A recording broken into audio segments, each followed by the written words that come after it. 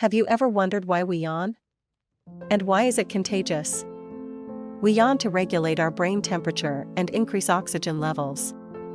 Yawning stretches the muscles and joints, increases the heart rate, and may prepare the body for an increased level of alertness, especially after relaxation.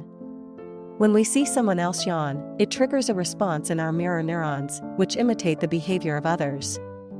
This response causes us to yawn as well, even if we're not tired or bored. Like if you yawned,